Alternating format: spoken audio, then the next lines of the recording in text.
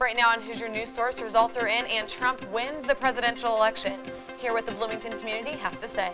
And exclusive in-studio interviews from students with opposing political opinions. These stories and more coming up. Hoosier News Source starts now.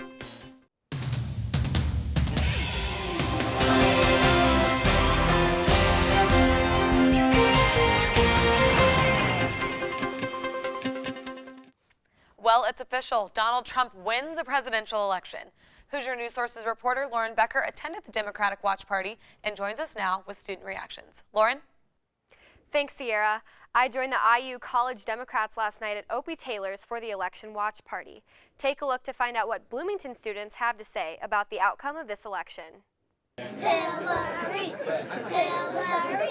The IU College Democrats and other student organizations came together for an election night watch party at Opie Taylor's.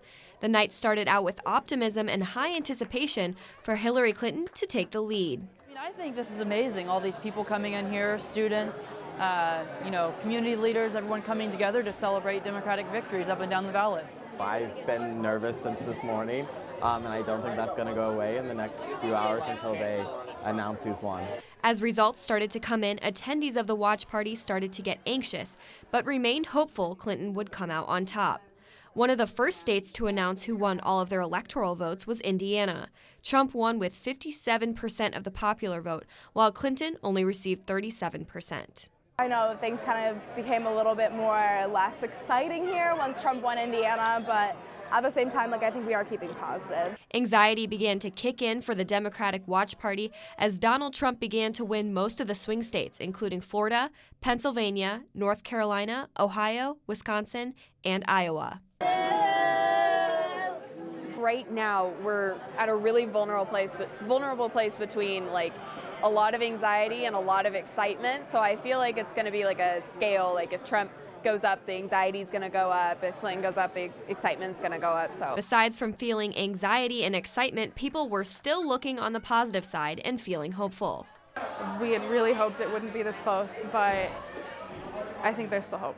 After high anticipation and confidence that Clinton would become the next president, Donald Trump took the lead with 276 electoral votes, leaving supporters upset, some even in tears, and others being accepting of the outcome. It would have been nice to see Hillary win. I mean, I've talked to a lot of Trump supporters, so I'm not entirely surprised. I said it's disappointing, but that's how democracy works. And if, greater groups of people believe that someone else should win, then that's who should win. For Hoosier News Source, I'm Lauren Becker. Thanks, Lauren. The College Democrats were not the only group that held an election watch party. That's right, the Monroe County Republicans met as well. Hoosier News Source's reporter Laura Puglisi attended the event and joins us now in studio. Laura? It's official. Donald Trump was elected the President of the United States at around 3 a.m. last night. A night full of unexpected shifts and an election dependent on a few swing states began at Cheddar's in Bloomington for local Republicans here in Monroe County. I'm not nearly as anxious as I was 2 days ago. Yeah. Since January, I've been looking forward to November 9th. And even a judge for the election board who worked the polls from 4 a.m. to 7 p.m. was at the watch party and personally ensured that Trump won Indiana by well over half the percentage of the state's voters. We counted them all up and everything, by hand. Wow. To make sure that the numbers match. Kemp said they only had to count the votes 2 times to be positive about the results, an outcome many states that were neck and neck did not experience last night. As the hours passed by, the mood in the room was mixed. Trump supporters were more hopeful as Donald Trump quickly picked up momentum early on in the night, but said a victory would be dependent on the outcome in a few key states. Frankly, Trump has to win Florida to win the election. Now, Michigan's interesting. It looks like he might have a chance there, and Wisconsin's something else. And they were right. Trump's win last night was vital on those swing states and ultimately came down to Pennsylvania, whose win eventually secured him the title as the 45th president of the United States. But Monroe County Republicans also faced defeat last night. After long and draining campaigns, several candidates running for local and state offices fell short of victory. The loss really hit home for the group who has been trying to win over these local offices, some that have been occupied by the Democratic Party for 10 years. And for Monroe County voters to say, I'm choosing the corruption, I'm choosing the same thing we've had over 10 years, I guess they need more pain. Ellis promised to use the next 4 years as time to expose corruption and hold the government accountable.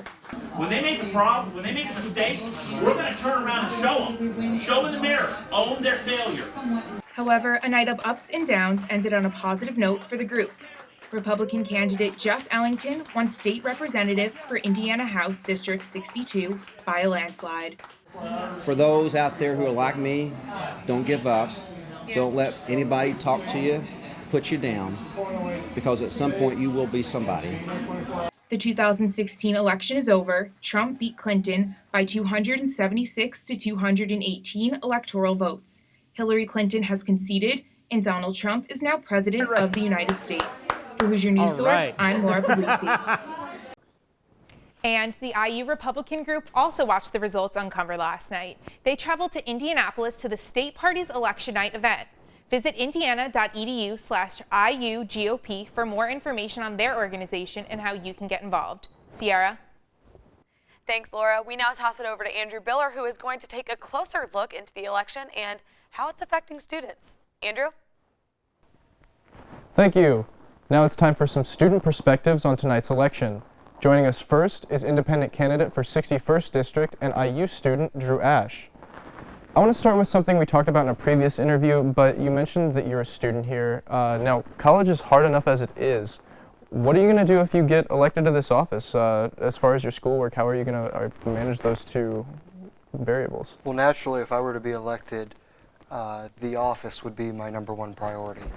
And so I'd finish up this semester, I would serve in the State House starting in January, and I would finish my degree hopefully in the summer if I were to be elected.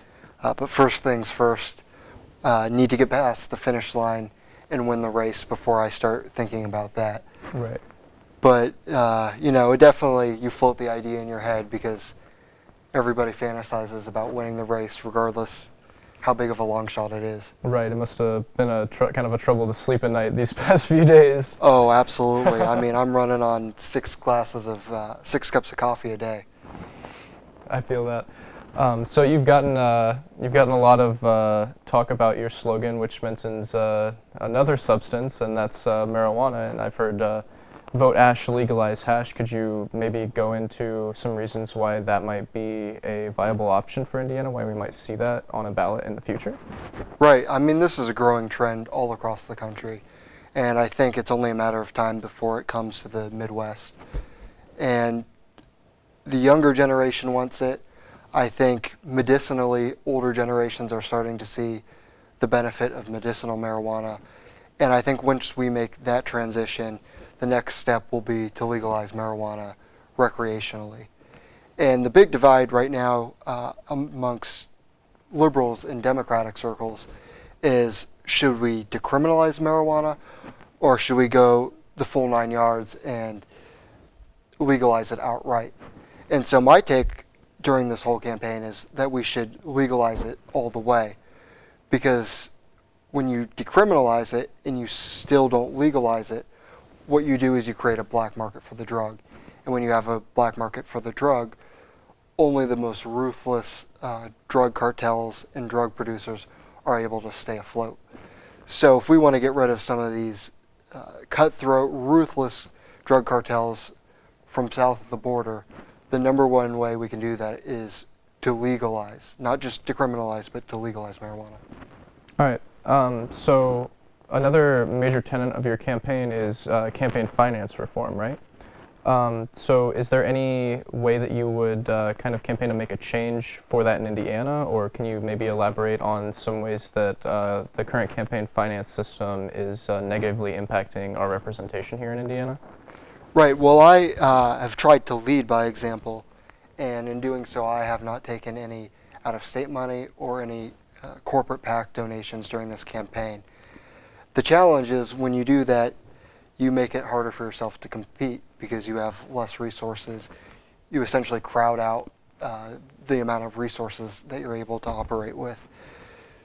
But hypothetically, if I were to be elected, and I were to lead the charge on this issue, it would be to pass strict regulation at the state level and then ultimately try to get that legislation challenged in the courts and move up to the Supreme Court. Because we have two Supreme Court rulings that I think are just downright wrong and particularly affect our campaign finance system in a vile way. The first is Citizens United, which many people have heard of. The other is McCutcheon versus FEC. Very similar. One pertains to corporations and their spending, and the other pertains to private individuals. So I think we need to put limits on how much individuals and corporate PACs can spend in elections. And if elected, that is going to be my top priority. Because virtually every policy problem that we have at the federal level and the state level is ultimately tied back to the fact of big money in politics. So we've got this pay-to-play system that we hear a lot about on national television. So do you think that that is kind of trickling down to the state level? Do you think that we have a lot of people in offices who are there specifically because of the money? Absolutely. And, you know, as I've said before in the campaign, sometimes it's hard to prove because oftentimes when wealthy donors are funneling money into campaigns, they're not doing it to get regulation passed. They're doing it to skirt regulation from being passed in the first place. So it's not a matter of them getting something done. It's a matter of them preventing something from being done.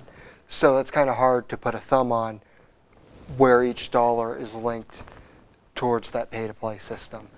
But I do think overall you get to see the amount of times that money in politics has had an effect on our state, whether it be our lax environmental regulations, House Bill 1254 earlier this year, which essentially just told Tesla, you're not allowed to operate in here in our state under your current set of operations. And that bill was put forth by General Motors. And it was passed in the House overwhelmingly, I think it was 92 to 3 votes. Okay. So you clearly can see times where big money in politics affects both parties. Right. All right. So I want to backtrack just a little bit back to the being a student. So we asked you about how that would affect your place in office. I want to know how it's had an impact on your student life here campaigning. Like how do you balance? I know you said you were running on 6 cups of coffee a day. How you balance that? Yeah, I mean, obviously it's a huge undertaking. And as I tell everybody, there's the triangle, right? You have your social life, you have your campaign life, and then you have your school responsibilities. And you can only take 2 out of those 3 things at any given time. So you can prioritize the campaign and you can have a social life, but you're not going to have any time to study. Or to the contrary, you can study all day and campaign all day, but you're sure not going to be going to the bars anytime soon. Gotta have a lot of good, loyal friends there. Yeah, it's definitely a balancing act, and it's definitely a trade-off. All right, so move on to talking about your opponent.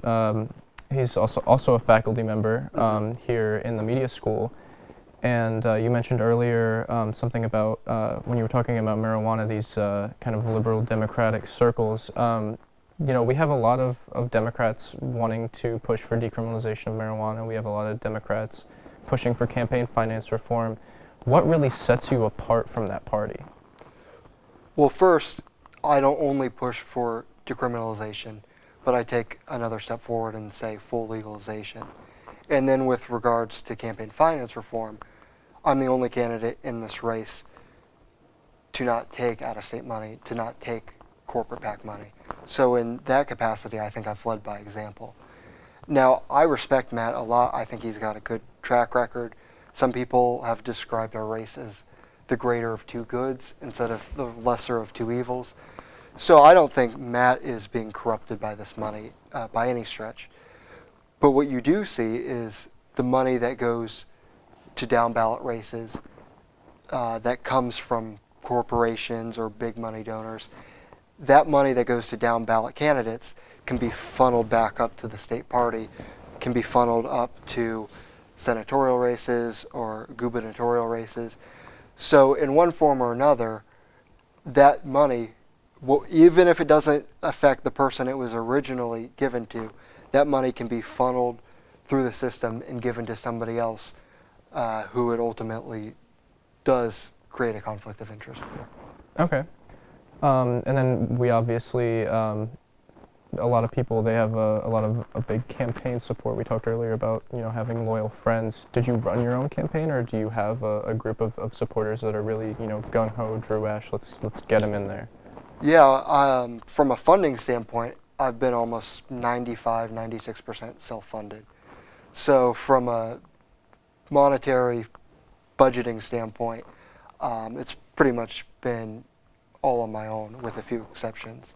And I thank those people that did come out and make those contributions. But no, there's been a lot of people that have been very dedicated.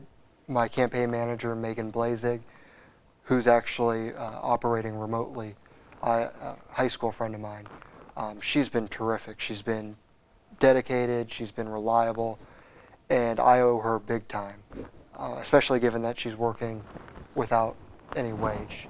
In addition to Megan, we've had volunteers come in and out, but for the most part, we've been pretty short-staffed. All right. So yeah, great local support system. Again, this is independent candidate Drew Ash. He's running for the 61st district here in Indiana. And results are looking at about 25% for you right now. Is that what you said? Yeah, we only have about 8% of the precincts in, so still going to be a long night. All right. Thank you, Drew. Thank you, Andrew.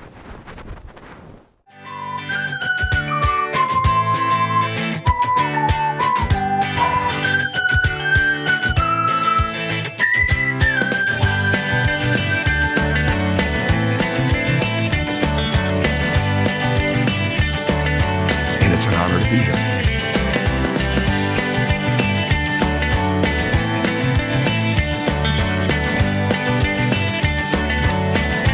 After suffering a season-ending injury in late March,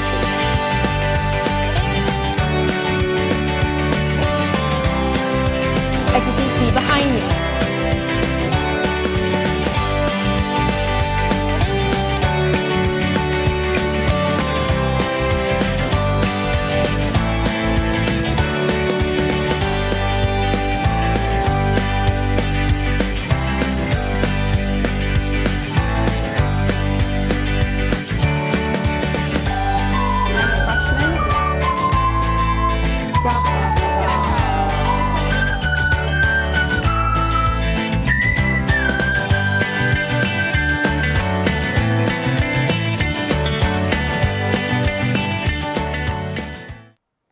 Next on set, we have two Indiana University students with opposing political views. Andrew Ireland, a Republican who voted for Ted Cruz in the primaries, and Alex Richard, a Democrat who has been behind Hillary Clinton since the beginning. Let's start with a simple question for you first, Andrew. What is the most important quality that our next president should have? Well, I think it goes back to the court. It's somebody that's going to go and support and appoint justices that are going to go and have an originalist worldview. I think that's really what it goes back to, and that's ultimately why I ended up supporting Trump. Despite anything you could say about him, in the end, he's going to appoint justices that go and put an originalist view of the Constitution into place, and I don't think that Secretary Clinton would. All right, Alex, important quality? I think first and foremost, the most important thing is, a steady hand in the commander-in-chief, which is especially relevant in this election. That's something that I don't think Donald Trump is showing at all. Agree or disagree with Hillary Clinton, I don't think it's that arguable that she doesn't at least have a steady hand, with the powers that be within the commander-in-chief. All right, very concise, very popular arguments. Let's move on to tonight, the big election night. What are your guys' predictions for the swing states? I know we're seeing a really tight race in Florida, a really tight race in North Carolina, Nevada. So what do you guys predict as far as those? I mean, I'll say the last time I checked, it's still too close to call. Trump was up in Virginia, something really surprising. I follow 538 quite a bit, and really looking at where things are. Even just yesterday, it really didn't look like Trump had much of a chance. But right now, he's ahead in Minnesota, he's ahead in Virginia. I mean, states that really nobody would have guessed that Trump would be ahead at right now. It's going to be a late night. We probably won't know up until the morning. I'd be willing to put my name to it to say right now that I honestly don't know. Alex? I feel very similarly. I've sort of been hopeful of Florida. I've been saying for weeks now that if Trump can't carry Florida, he can't carry the election. Then Florida is really, really tight right now. And so I think that Florida is going to be the state to watch first and foremost. If he can pull Florida, if he can pull Ohio, then we've got a race. Until then, I think that she's got some really good safety states in Ohio and in Florida. So I'm just hearing now that Trump's at 128 and Clinton is at 97. Do you think that comes down to these really large, metropolitan states like California and New York that would really put her over the top there? I do. I really do think that if she can hold the popular vote, if she can be within striking distance even, let's say even if she's 3 points down in the popular vote before the West Coast comes in, I think she can pull it off. Absolutely. Okay. So Andrew, one criticism of Donald Trump is that he has enlisted our sitting governor Mike Pence as his running mate, and Pence has a rather unfavorable track record in this state with women and LGBT people. Do you think that Mike Pence with Donald Trump, or Donald Trump with Mike Pence in tow, will try to repeal important Supreme Court decisions like Roe versus Wade and the Obergefell ruling from last year? Well, I think Pence has been very clear on his positions on both Roe v. Wade and the decision you're talking about there. I think Pence honestly is the best thing that ever happened to the Trump ticket. I think Governor Pence has been really a great public servant for our state. He's really carried on the same legacy that we've seen from Mitch Daniels, and I hopefully think we'll see with Governor Holcomb after tonight. And so, kind of looking at that, I guess I can test your idea that Pence overall has been a bad governor for us. I think he's done a lot of good for the state. I think you see that our employment rate is held steady, if not improved just a little bit here in the state over the last year or so. And really, again, looking at it from an economic perspective, I think we're in a good spot. All right, you look like you might disagree with that, so I'll give you a chance to respond. I do. I would have to actually probably disagree with that on almost everything. I think that Mike Pence has been incredibly damaging to the state of Indiana.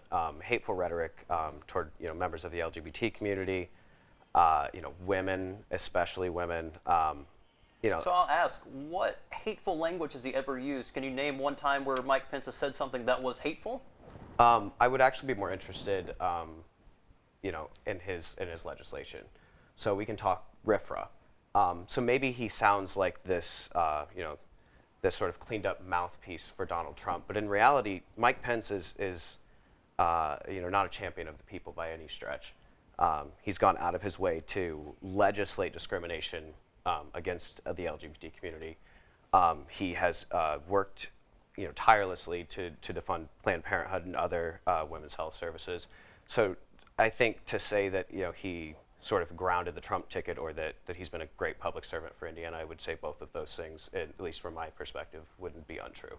Well, I think it's pretty unfair. You raised a couple points here. I'll go ahead and talk about women's health services. Just a little bit, you noted that he defunded, or just trying to defund Planned Parenthood centers within Indiana, but at the same time, crisis pregnancy centers, which largely provide the same range of health services that Planned Parenthood does, that Planned Parenthood touts other than abortive services. He raised funding in there significantly over the past 2 years of his term. So, I mean, at the same time, while he's going and pushing back against essentially taxpayer-funded abortive services, he has gone and pushed for an expansion of funding for women's health services in the state of Indiana. All right, so I've got to move on because we don't have a lot of time left.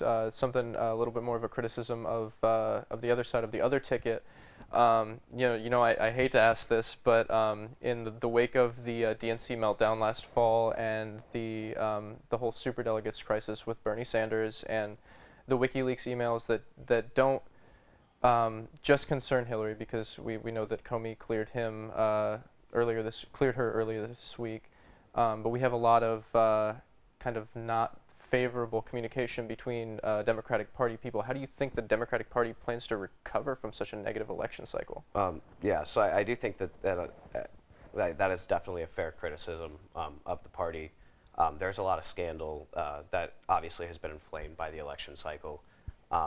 Considering the communication, the superdelegate crisis, I think that one might be a little bit out of reach, only because Hillary Clinton won the popular vote among Democrats. She won pledged delegates.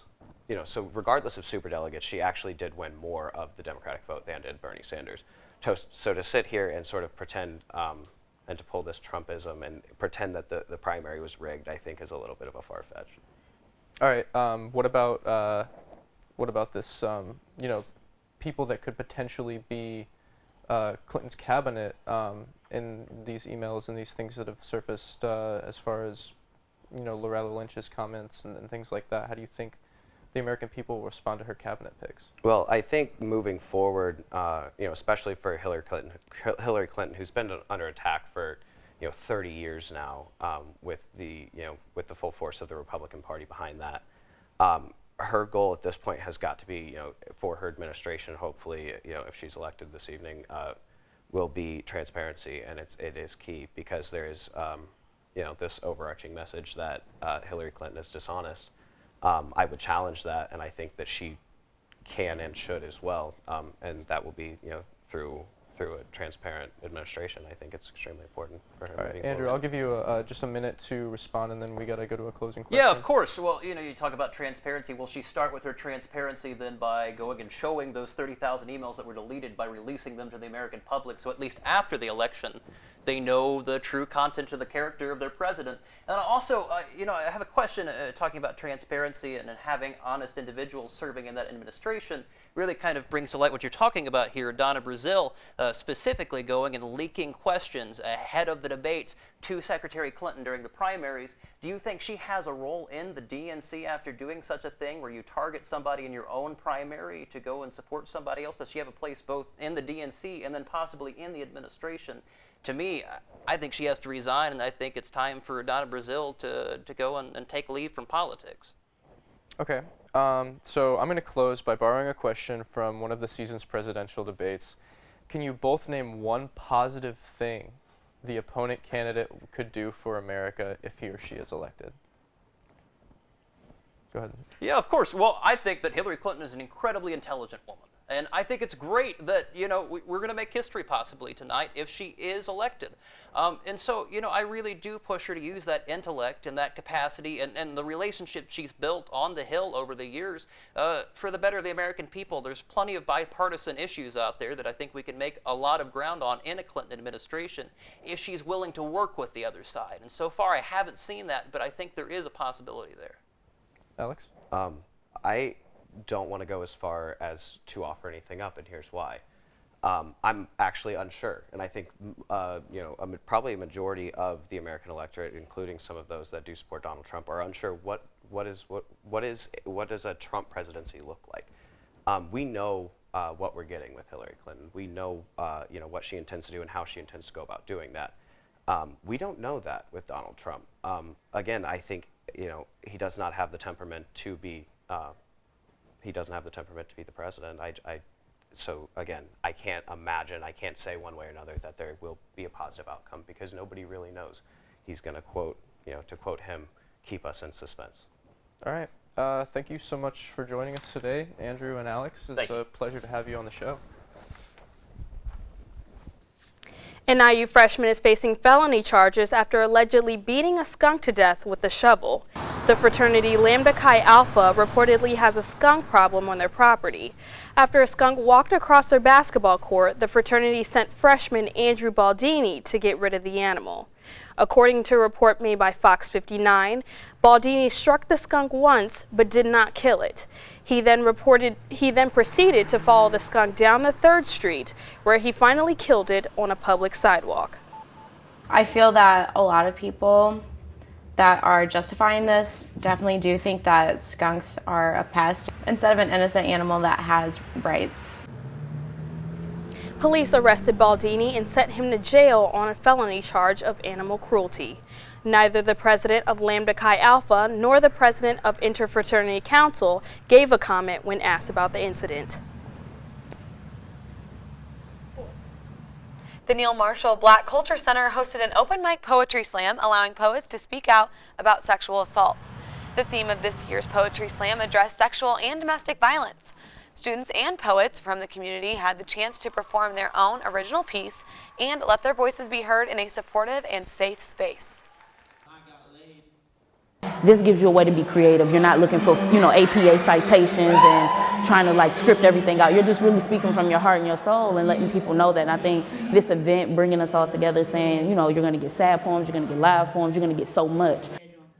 For more information about this year's Open Mic Poetry Slam future events, visit mbcc.indiana.edu. Last Friday, IUS-TV founder Kieran Farr met with the current organization members. During Farr's visit, he spoke about the history of IUS-TV and how he started it. The vision of IUS-TV came from a result of students having difficult times collaborating with each other, gaining access to equipment, and obtaining real-life TV experience. The first IUS-TV broadcast occurred at the IU Bloomington Public Library through Bloomington Cable Access Television Services.